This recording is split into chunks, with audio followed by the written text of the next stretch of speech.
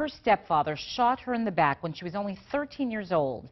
Now, 45 years later, a woman from Westmoreland is on a mission to break the cycle of domestic violence. And part of that journey includes going back to the house where she nearly died.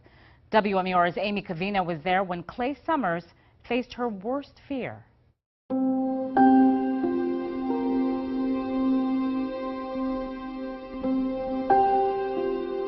He used to hang me up against this wall with a gun, and then he would always threaten to shoot me with his gun and my brother. Clay Lasher Summers is a survivor, an overcomer, and on this day, she's facing her worst moment.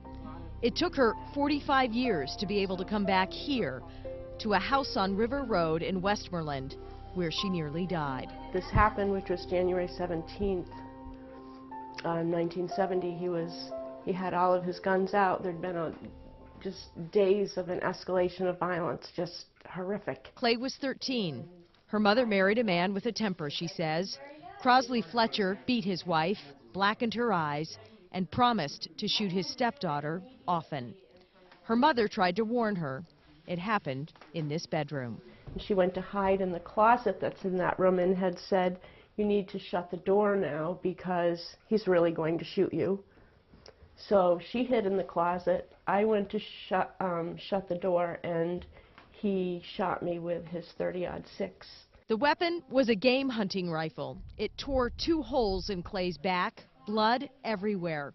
She spent 6 months in the hospital. This is the first time she's been back in the bedroom where she nearly died. For Clay, this is a triumph. These are the flowers that I brought to put here so that in memory of something that had happened. She points to the tiny article about her near murder as evidence of how lightly the subject was treated in the 70s. Fletcher was charged with aggravated assault. Clay's life's work is helping victims heal and recover. She opened a battered women's shelter in New York and is now active in gun control legislation. It takes longer to get a license than it does to get a permit to carry a gun, to go through a background check. How many children were killed in Newtown, and we as a nation cannot rise up and do something about that? The Westmoreland property is owned by a state lawmaker now who gladly opened his home to Clay and her network of support for a reclaiming ceremony of sorts at the scene of the crime. To say the journey ends here would imply there was only one path. Almonds scattering petals on the slopes below. A poetry reading brings tears and hugs. There is relief that this house looks so different now. To walk into the kitchen, which had been the site of so much physical violence, I can't even tell you. I mean, it was just incident of incidents of my stepfather beating me in that kitchen. The kitchen is different, so I was like, of course, really glad to see that. After decades away, Clay is back in New Hampshire, not far from the house where she was shot. She loves looking out at the land. She takes classes and gardens, and when it's necessary, goes to Concord or Washington, D.C.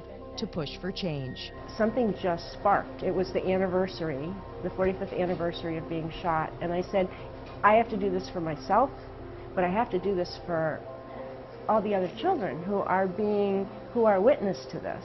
In Westmoreland, Amy Covino, WMUR News 9.